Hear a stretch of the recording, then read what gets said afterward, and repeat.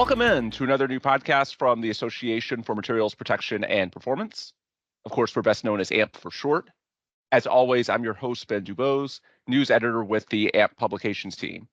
And today I'm excited to welcome in Amir Eliezer, immediate past chair of the AMP Board of Directors. We're going to be discussing key takeaways for the industry from the recently completed 2024 AMP Annual Conference and Expo, as well as the ongoing merger transition process of the AMP Board of Directors and the AMP Global Center Board of Directors. For anyone unaware, AMP is a member-driven organization, and historically it's been led by two boards of directors, which are responsible for guiding the organization and ensuring that all member and industry needs are served. However, in 2024, there's a transition process underway to form one board, and Amir is leading that transition team. So we're certainly going to talk about that on today's episode as well. First things first, Amir, thanks for taking the time to speak with us, and let's start with your career biography. Can you give our listeners a bit more detail as far as your career journey, both in terms of what you've done at an association level, as well as the things you've done in the broader industry? Well, I think as we have a limited podcast or however you call it, I think I'll focus on AMP and the association. But I will share. So I do have 4 degrees, 3 in materials engineering, bachelor's up to a PhD. And in order to understand business, because, bottom line, the business is what's running the world. So I also have an additional MBA. I believe in practical approach, and therefore, on one side, I've joined an institute, which basically gave an opportunity for most people who actually they don't have their grades in the very beginning. But we have a special training, so they do 1 year of training, and when they final their engineering degree, they become the best in the industry. So this is and I am very proud for this. Overall, I taught more than 15,000 students. I have hundreds of students that they've done their thesis on corrosion, and they're everywhere, all over. So I do have also a corrosion. I'm a director of a corrosion research center, and we do focus on bio. And this is basically where I believe in the practical. So it started with corrosion and automotive, and then a nice story. I won an award, and the person who gave me the award told me, he gave me a lot of compliments. Said, my wife, she was a medical doctor, and he was 95 years old. Can you do something on medical with corrosion? And actually, for the last many years, I'm working also on corrosion and medical. So not only that I'm involved in the academy, I'm muchly involved in industries, starting from the automotive, now in the biomedical, and I'm also leading. And one of the most important things that I studied in life, that in order to make things happen, so you need to be involved. I have a passion for, maybe it's, people think it's not so nice, but politics. I love politics. So I'm elected a politician where I live for the last 20 years, and also deputy mayor. And actually just now, after 20.5 years, I've decided to not to run for another term, and now to go to the higher levels on the national and the international level from the municipality. So you asked for it. I'm a combination of a professor plus involved in leading industries and love politics. And where are you based out of? Well, I travel all over the world, as you know, and I'm based in Israel, which this is also something interesting, coming from a relative small country and to be involved and to become a leader in such a huge and important association, it is something that I appreciate very much. Yeah, and I think it's only fitting because, of course, one of the real areas of focus for AMP as an association now is increasing the global reach, the global presence. That's something that's a priority across the board for Alan Thomas, our CEO, and those of us on staff, such as myself. So I want to talk a little bit more about your experience as a member leader and your journey within AMP. Can you tell us why you got actively involved at an association level, and what are some of the highlights from your time in those roles? So, we talk about AMP, and AMP was a merger of NACE and SSPC. So I've done almost all the positions as a member within NACE. So I started from being a faculty advisor of at that time, the largest student chapter. Well, it was called section. And then on the level of the area, I've done all the roles: secretary, treasurer, vice chair, chair, and then I became the director area. I was also involved in other organization. I'm also past president of the World Corrosion organization, and I was also involved in other corrosion associations. So I believe that if you have good ideas, it's okay to talk to yourself. But if you really want to make a change, it's better to get involved. And the fact that for the last 20 plus years, also with the corrosion associations, every year I got voted because, for all these things you get voted in. And this is basically the passion. And so you also, as a board member at NACE, I was involved in many of the we called it body of knowledge teams, whether it's public policy outreach and body of knowledge and area operation. And actually, I was the last what we called area coordinator for at NACE. So from that, and another interesting story is that we came to our board meeting at NACE in October 2019, and actually the merger idea started a year ago, but we were not involved, and they came and told us about it, and I was like, yeah, but where are the international people? Actually, the both teams from both associations, they had no one international. Bottom line, the day after, they came to us and they said, you know what? You are correct. Vote for a person that will represent the international. Because at that time, we had at NACE, we had 8 area directors, 3 from the US, 5 from the outside. And basically, they voted for me to represent them. So the only way to influence, remember, is from the inside. And then opportunities grow. And we can speak later on the international, but the international, many people say, oh, AMP is now going for the international. AMP is not going for international just because, last year we talked a lot about international. We'll go to it. Actually, the opportunities and the business opportunities is much more geographical and even outside of the US. And this is also the reason. So go ahead. I want to spotlight your journey a bit more because, as you described when you were going through your bio, you've got a lot of things already on your plate.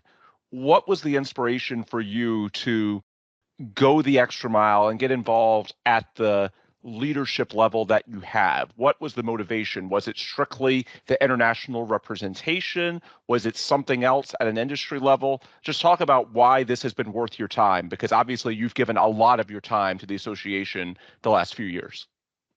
Well, I gave a lot of time, not only the last few years, because I believe in the only way to be involved is to be active and prove yourself. And actually, now when I said that I stepped down, so also my mayor, he stepped down after 34 years. And he taught me, and it's not even typical that you have a position in the academy and you're involved in industry and you're also a deputy mayor. It's not really common. And he taught me a very important sentence. And the last week, actually last 2 weeks, we had, because it just happened now that we stepped down and we're still under many ceremonies. And I said in one of the occasions that the mayor taught me a very important sentence: only busy people have time to work. And you saw how much time did it take me to reply to you? Almost nothing.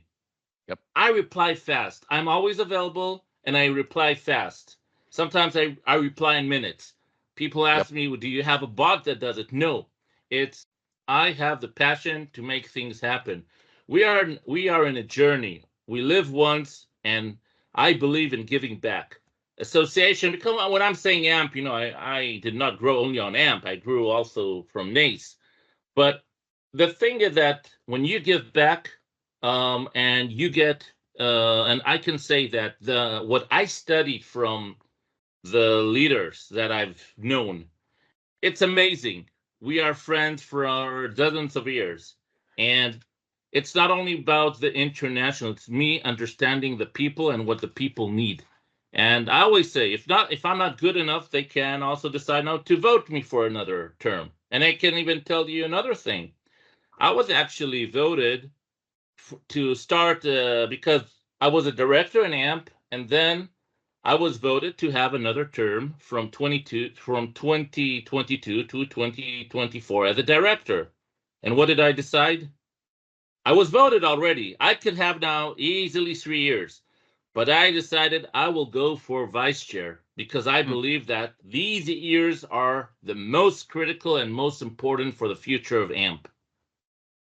Yeah, I would agree. In the immediate aftermath of the merger, that's an excellent point. And so, in your duties beyond being on the board, as mentioned, leading off the top, you're an immediate past chair, you've got the vice chair role, you've got a lot of different hats. The bottom line is you're very involved, and we greatly appreciate that. One of the things that I know is leading your agenda in 2024, you're currently leading the transition team, and we mentioned this off the top as well, for the merger of the AMP boards. So for anyone that's unaware of that, that doesn't know the details, why is that so important? What was the motivation for those boards to come together as one? Just walk us through that process and the motivations for it. Okay, so I'll do it as simple as I can, and I will also do it in a way not to disclose too much because we're under a process. Sure. And it's not that I want to influence our team in a way. Fair. So I'll do it in a political way. Having SSPC and NACE was amazing. The merger was amazing. I think the fact that two strong associations merged to one, that was very good. But as I was also part of the transition team, and again, I was you remember, it was 2.5 years. I was only one of that transition team. But I was part of the process, and I saw a lot of things that needed to be changed. And this is and when I stepped in, and actually the 2 years after the transition, they were focused a lot on making the transition, making the merger happen, making AMP to evolve. I have a huge respect, as mentioned, for all of the past immediate chair, the past chairs, and before was president. I have a huge appreciation for everybody. Okay, for Joe and Terry, and that they are called the godfather of the merger of NACE and SSPC, as well to all the people that stepped in. Tim Bieri, Sam Scaturo, Joyce, and when you say names, you really don't want to forget people, but. And I'm together with Chris. But the thing is, I told Terry and Joe, listen, I think it's okay, but we have much more potential. So, many people don't even know that we have two boards. And the two boards became of something that maybe that was the best solution at that time. Okay. But think about it. When we have the program committees, because as of today, we have 12 program committees. 7 are sitting under the Globals, 5 are sitting under the AMP, and we also have a few committees which are dual for both boards, and we have also advisory councils. But think about it.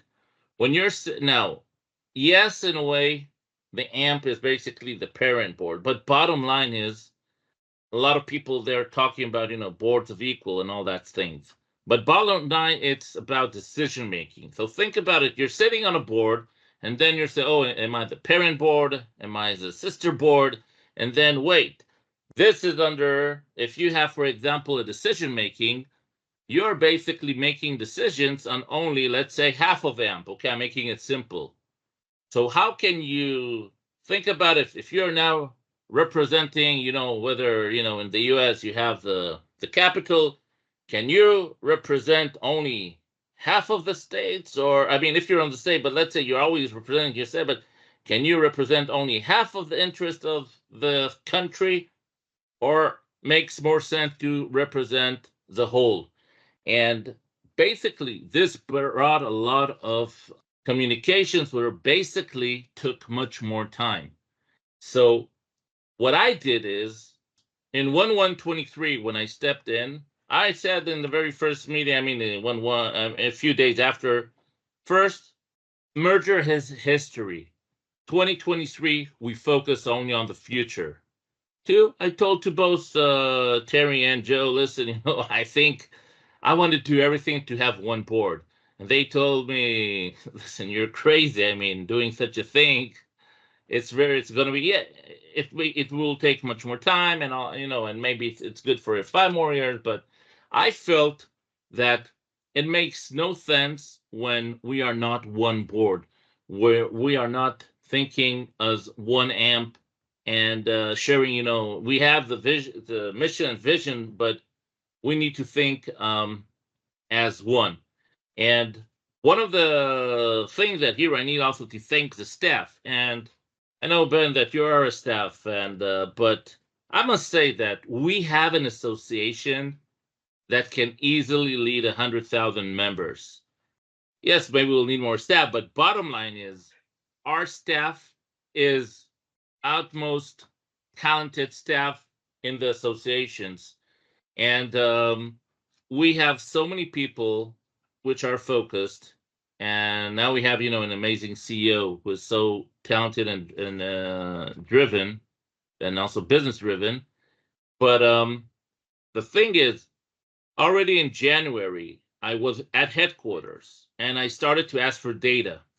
And I said, listen, I'm not, people are not used to it. But I said, I am not here to question anybody. I'm not also your boss. Your boss is, the CEO. I want to get the data in order to understand the association, because I know how to read data. So here, there's also the advantage when you come from your scientifical and the industry, because also the industry is based on and bio. And I can tell you this, in 2023, staff has presented to me maybe 120 plus presentations.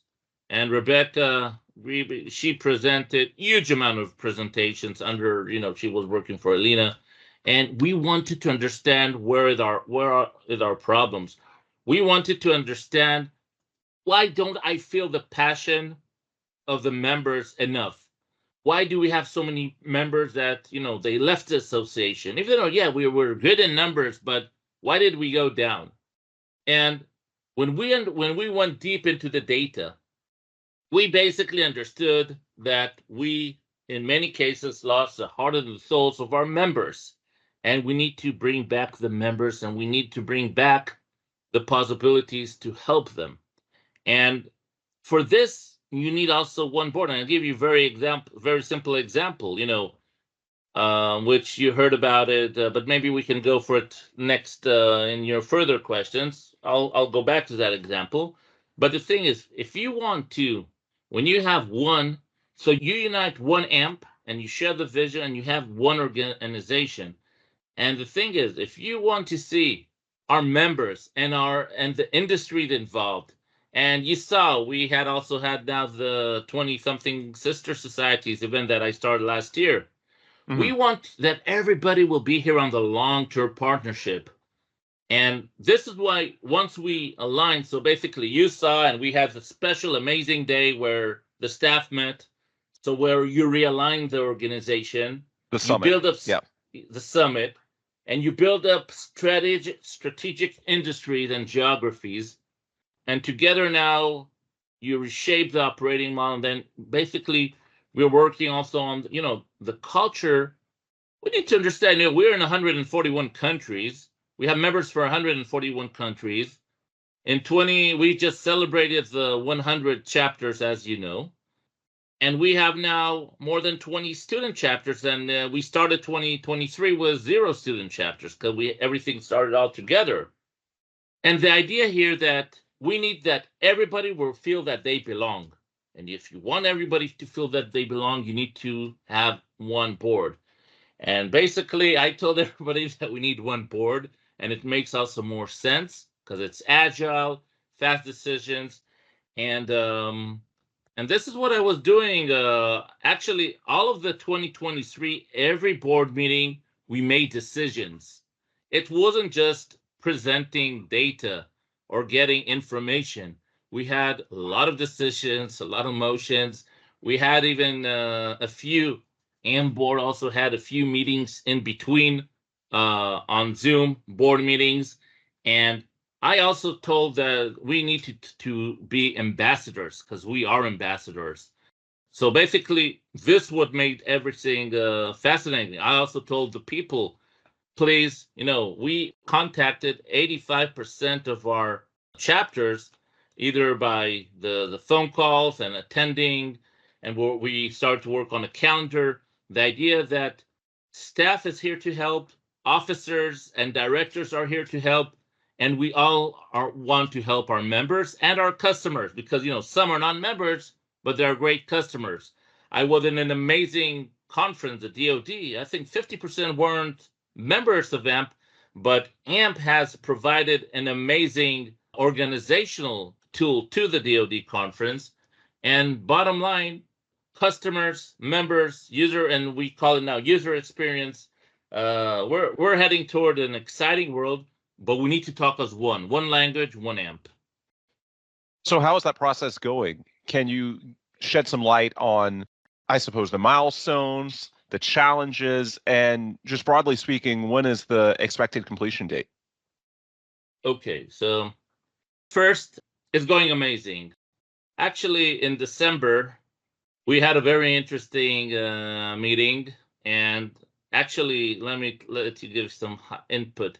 In October, the boards, we have 3 face-to-face meetings in 23. So one is that conference, then you have during the summer, and then you have the fall. So my board meeting was basically, I chose Baltimore, because we had a very good deal in Baltimore, and I wanted to save money, but staff found the deal. Actually, Carmen, she's great. And we had there a workshop with both boards talking about one AMP. And we already got a motion there, a beginning of a motion that both boards, they liked the idea, and we will have a special board meeting in December. And actually in December, we had a special board meeting where both boards basically agreed to have one board. And not only this, I basically also put my name on the grill and said, okay, I'm willing to lead. And also both board agreed that I will lead them. And this was a very important thing. It's not only that, I really wanted this one board, but I say, okay, I wanted this one board. So, I thought the AMP needs a one board. And then maybe it's not so typical also to put your name and then it was also a motion that I will lead. And the thing that I also said, that also everybody agreed on, that basically I'm willing to work with any team that will be elected. And basically both chairs, Paul and Kristen, they have chosen, their representative, and I will lead any person. So we have now an amazing transition team. We're all, we're all voting members. But the big issue here is, we need to do things when we enjoy it. And the way we're doing it, every 2 weeks, we have a meeting. And what I like about it is that we want to move things where they're unanimous and in a very pleasant way. And here we're also doing something very special. I'm working with the staff. So, I'm working with the executive staff and, on the top, Alan, and we have, of course, Carmen, but we're working internally. The idea of working internally, what I asked is, normally when you do, even if I take the transition, that was, it was a big transition having 2 associations, but what I said is, and I also said it in Baltimore in October, we know what we want. We feel the association. We know what our members need. We know what our industries need. Let's work together. So the idea is that we are working at a transition team together. We're meeting every 2 weeks. Actually, tonight, I mean, in my midnight, 12 o'clock, we have a transition team. But, it's 4 p.m. Central. And the idea is we will get the decisions, and we have an amazing transition team timeline. But so we put a timeline. We put a timeline from January to end of December. But the whole idea here is that we will go to the lawyers when we got our decisions already made. So we don't have a lawyer every meeting. We don't have even a consultant every meeting. We're working by ourselves. Then they will do the fine tuning. So we're saving a lot of money, but it's a teamwork. Now, what we do is at every board meeting, so on each board, because 2024 business as usual, we still have the 2 boards, I'm giving an update. I also gave it now at conference, but the final decision will be, made by both boards. But we're basically doing all the work, and then we will present both boards to vote on. And before it will go to the vote, after we have decided, what we think best, the fine tuning on, on the wording and for the lawyers and experts, then they will go and then they will go to lawyers. But it's not that they are leading us. We're basically leading each other together with a staff. And this is something unique, in my opinion. Regarding the completion date, I said 1/1/25, this is the goal. And we're going to do everything that we will be ready in 1/1/25. Sounds great. And hopefully it's realistic. Time will tell. But I know you're working very hard to make that happen. You mentioned teamwork and the people you're working with. There's a lot of people that we can point to, but for purposes of this discussion, I want to single out Paul Vennick and Kristen Leonard, current chairs of the AMP and AMP Global Center Boards of Directors, as well as Alan Thomas, the CEO of AMP, as both of us have referenced a few times. Can you talk about what the collaborative process is between you and Paul, Kristen, and Alan? How do they work with you? What is the collective buy-in? Just speak, if you could, to that process of working with other staff and member leaders in the organization to make sure that you're all aligned and that we're all working towards that same end goal. Sure. So first, I'm privileged and blessed to work with amazing people. We get a lot of information. And by the way, what we also do is we have, I have in between meetings, and then we provide the materials to the team to work. Paul, I even mentioned, you heard me mentioning during the honorary night, I did not know Paul before. I think I don't know him more than 2 years. He was in SSPC. And I can tell you that now Paul is like a family member to me. He's an amazing person. I believe in working one. I can say that when I was chair, we used to speak sometimes a few times a week because I see it, as one thing together. And especially when you're going to such a one board, one of the most important was that both board will be aligned on it. Both boards will want it. So you need a very good team. Kristen, she's super talented. She's leading her board, because I came from the AMP board.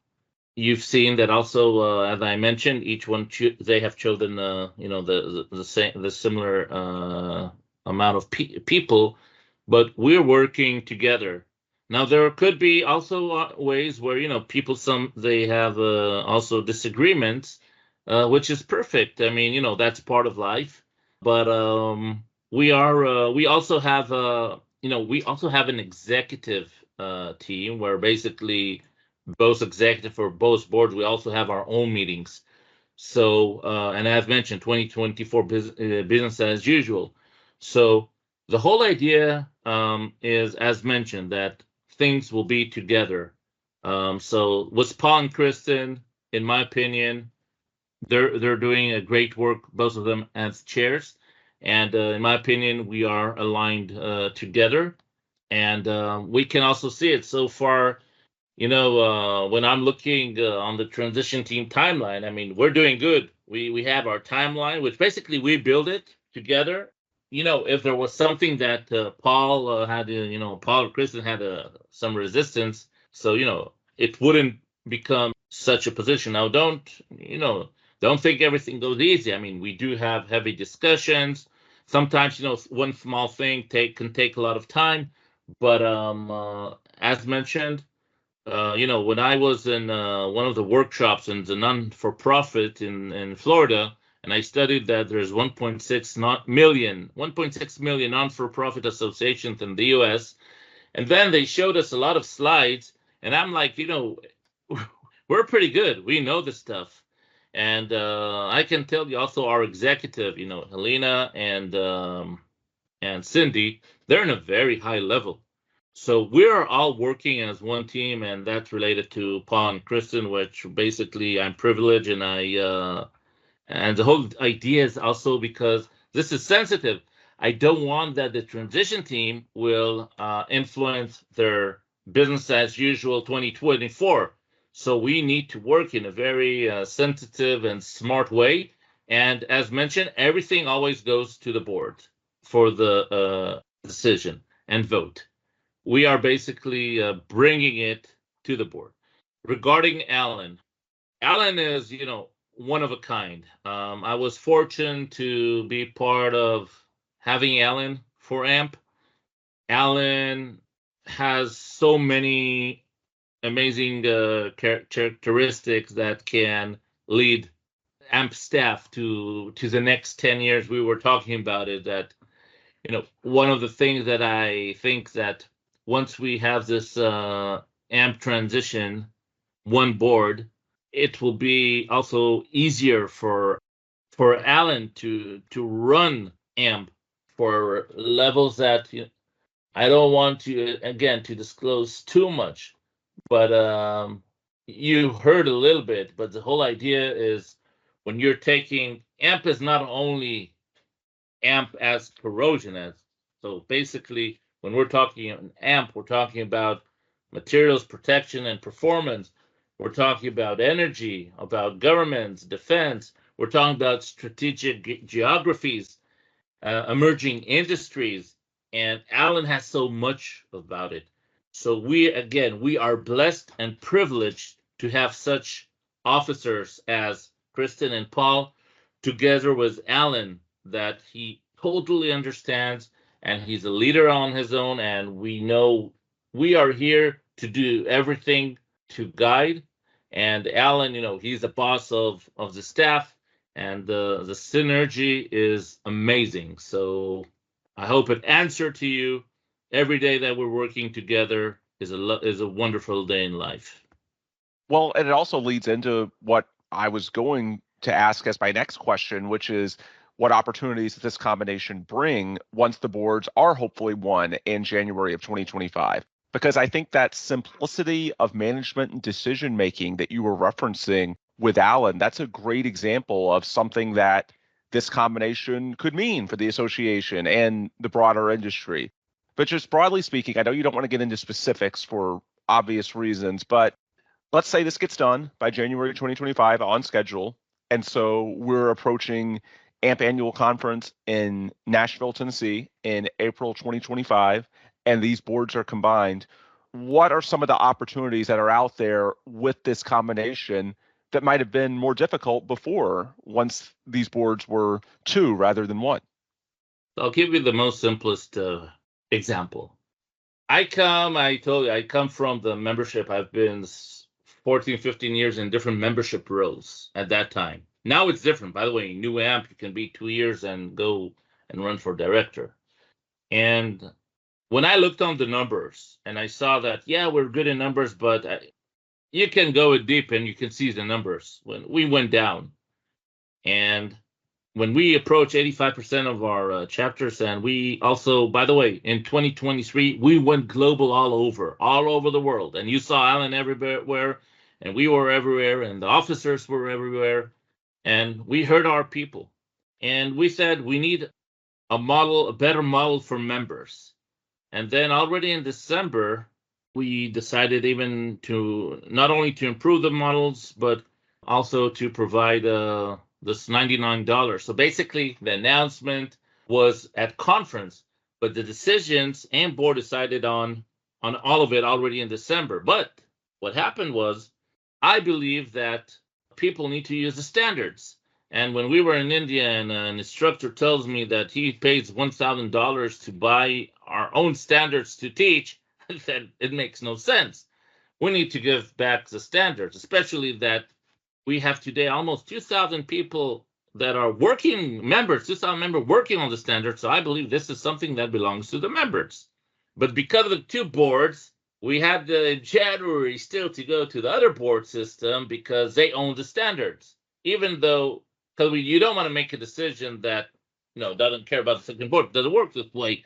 Plus, the money is sitting in different places. So this was something that took us time.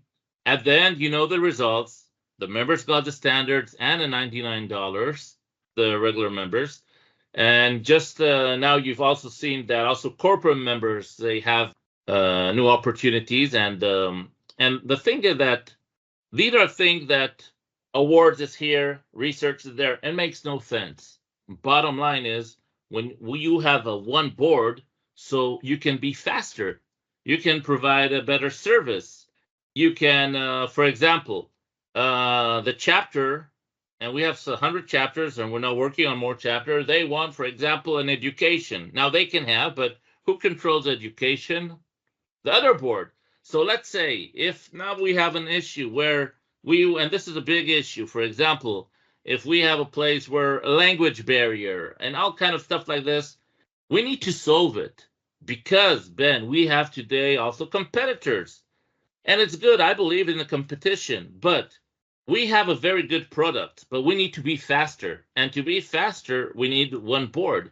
So basically, the decision-making, the activities, and one of the things that when you have the one board, you're basically unlocking the volunteer energy. So basically, the whole idea, as mentioned as we started, I want that every board, every member, every customer will feel that he is part of the one AMP. And when you're looking on the atmosphere, this is something which is very important. By the way, I'm not the CEO, so I won't get into staff, but think about it. When we have one board, also for the staff operation, it's a much better model. It's a more clear model, and you had your submit because we need to talk one language. And one board will also, because we're going also to different geographies. And that in the Middle East and India, in India, for example, we were there a few times. They have a huge opportunities, a huge demand for craft workers. But the problem that when we are complicated with the two boards, it's harder to go to the sensitive points and that is, you heard, we discussed. I reply to you immediately. We need to reply our customers immediately. So with one, it's going to be much more easier. And it will bring also by the numbers, we can basically hit areas where we're not yet in. For example, AI. And you saw we had also invited a speaker from AI. We will, for example, in India now in February, we had the first ever conference by student chapter in India. And today with the student chapters, it's something big that is growing. Now think about, we have today 1,200 students. These students within the 20 chapters, and they're just growing because they already said they want to reach 5,000 and then 10,000. There are our future in the industry. And you heard that we're also, I haven't spoken about it, but we will have the workforce development that will be most likely under another niche. So, remain it as is. And we even thought that most likely the workforce development will be based, focused, and it will not be, for example, under the 1AM board. It will be a focused board, small board, whatever we call it. Now it's not yet decided, so I don't want to give too much. But the idea is that everybody will focus in their specialty. And then again, the fact that we have Alan, who he has so much skills on the business oriented. And the thing with business, it's not only creating more business, it's also creating more opportunities, whether for our students and for our members. So this will give a lot. Yeah, sure sounds like it. Before we close out the podcast, I would be remiss if I did not mention the recently completed AMP 2024 annual conference and expo, which took place in early March in New Orleans, Louisiana. We're talking a little over a month removed from that now in April. And I know there were a lot of talking points at conference. And so I want to keep it broad, and I'll let you take this wherever you want to take it, Amir. But what were some of the key talking points that you heard? What was some of the feedback that you got from those members and member leaders and staff even that you spoke with? Just what did you think of the conference, and what were some of your key takeaways? And this can be at an association level, it can be at an industry level, or it can be a combination of the two. So first, I would like to say that it was an amazing conference. And it's also important for the people here to, and I assume members will hear us, for people that come to the conference, it looks pretty obvious. You come to the conference and everything, you see everything that it's already said. But there's so much work for the conference. And also take into account that staff, some of them, they even spend 10 days, because you have the conference, you have the preparations, you have also the board meetings, and the leaders are there, and you have the staff summit. This is also something which is pretty strong, having the staff. And I can say that all the people that approached me from staff, they were very happy. They were pleased with the association. They were, I think they appreciated the fact that you had the summit. I wasn't the summit, and the summit was tremendously important. So I think from the staff point, 2024 brought something big. That it's not only about the members, it's also, and I even said it I said that the staff should also accredit and appreciate it, because basically in 3 years, the staff will also have a higher value, because working with the people that were working there at the summit, and with Alan, and with the chiefs, this is something which is can really support everybody in his career. Regarding members, I can say that we reached a lot of members through 2023. We went all over, as mentioned. And I can say that in 2023, we had a lot of work. And one of the battles that I did not really win during the previous transition was, I really believed in the area model. Yeah, we can make a different area model. But what happened is, when I joined, you remember, I joined in a later stage, it was decided to shut down the areas. And basically what happened when we shut down the areas, we lost communication. So in 2022, when we created a task area for task forces. And actually now in our latest board meeting, and started also from last year, we brought now a model together with what we call the membership program committee, where we need to find a way where the information is going up and down from the chapters to what we have now, the delegates or representatives to the task force. And also now we have now the membership program committee, each out of the 10 members, each represent an area. So basically what we're doing, we're bringing back the areas in a way, because we understood that without information going back and forth, people, they don't get engaged. And talking about this engagement, this is very important. And I can say that I felt at conference that people felt engaged. I have maybe more than 200, and in numbers, I think it's a good number, more than 200, maybe even 250, even more than thinking about it now, that came to me and said, Amir, just let us know how can we help more. And this is something big. And I saw so many people smiling and happy, and they say, yeah, we know your boards are doing a lot. We know you hear you, but they came, with all kind of small topic that we need to fix. But once we're agile and we will build data systems, it will be easier to reach and fix. Another thing is, I think, very important. We also worked on the public affairs, and as you know, we have legislation days, which are in 15th, 16th of May. Up until now, on the legislation days, it was a U.S.-centric event. This year will be the first time that we will have an also international affairs meetings. And it's going to be amazing. And also, I hope people will hear us. You live in the U.S., it's please, register. And also, if you're out of the U.S., it will be an amazing opportunity to meet also people from related international affairs. And the reason that I'm also mentioning this is today, the APAPC committee, the public affairs, they're now working also on seminars to guide a representative in each of our 100 chapters on the legislation. By the way, we're also now working on having students on even a non-voted, but be part of the membership program committee.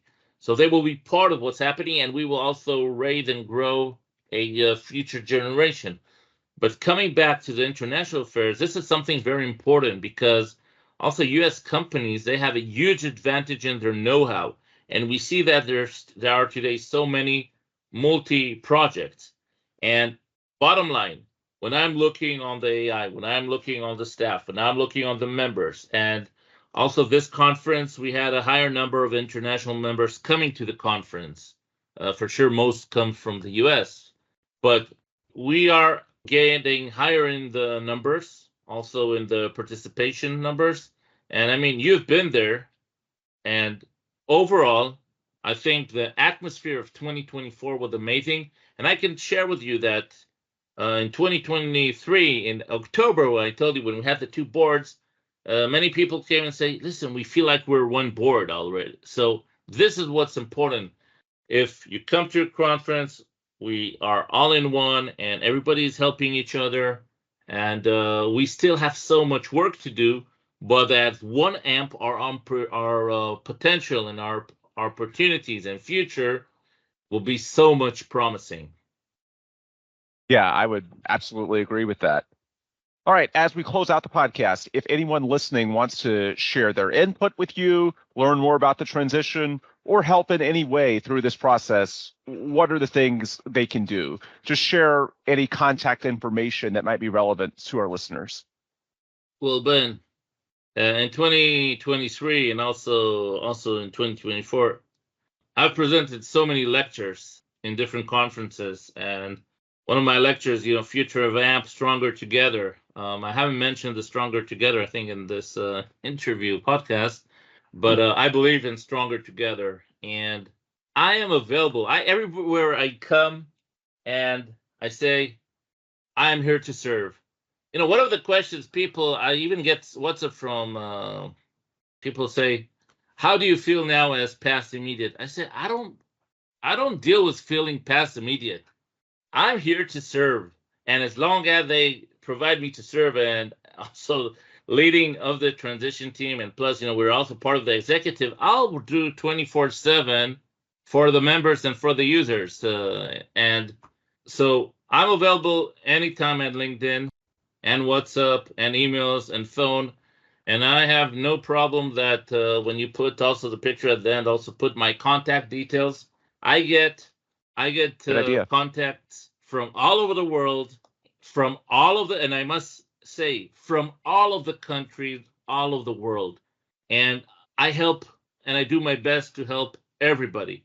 And even, and together with the staff, I get all kind of things that I'm not an expert of everything for sure. But when they reach me, then I forward it to the staff. If there are things that are on the members, we will deal with the members, things that we can maybe by officers. And I'm reachable. I'm here also to serve, also for years in the future, even when I'll be also the past chair, not the past immediate chair, because bottom line, it's all about what you feel. and titles and terms. This is, the things how it needs to be. But people are people, and when you do everything for the people, no matter where they come from, and you saw we also have now in a new chapter in Iraq, and we've done a lot of progress now also in Saudi.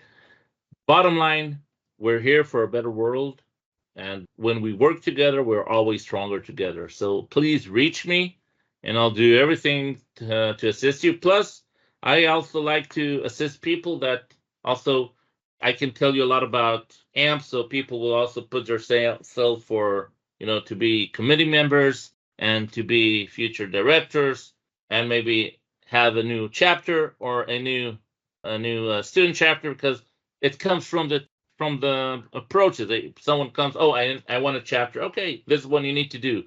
So since, as you said, I put so much time to AMP, I really know a lot of the details, I'm here to do everything to assist and to help.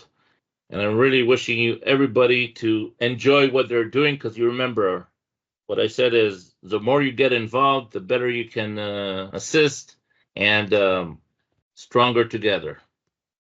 Absolutely. What a perfect way to sum it up. And I can testify to what you were saying earlier. You respond very quickly when emailed or any outreach. I'm sure it's the same on LinkedIn or any other format that someone tries to engage with you. So if anyone listening wants to get more involved or learn more about your story or AMP, then yeah, I urge them to take advantage of our guest today, Amir Eliezer, as a resource for AMP and as a leadership authority in the industry at large.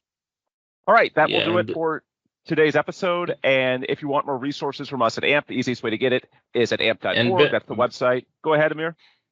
Yeah, I just want to say that it's not about me. It's about the people that I was working since I started the first position. And it's about the directors and the members and the officers and the amazing staff we have. So it's about everybody. And one's the spirit that we're one AMP. This is, I'm just a tool in this toolbox, but it's all about the networking. For sure.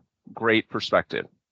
All right, that will do it for today's episode. And again, if you want more resources from us at AMP, the best way to learn more is online, ampp.org. That's the website for the association. And you can also hit up the pages for the boards of directors at present, but we hope by January 2025 will be just one board of director, with Amir currently leading that transition team. Also, as far as our publication sites, if you go to coatingsforbag.com, materialsperformance.com, that's the best way that you can get active updates as far as industry news and everything pertaining to day-to-day operations out in the field in these industries which we serve. All right, that will do it for today's episode. For Amir Eliezer, I'm Ben Dubose with AMP Publications. Thanks as always for listening, and please come back soon for another new AMP podcast.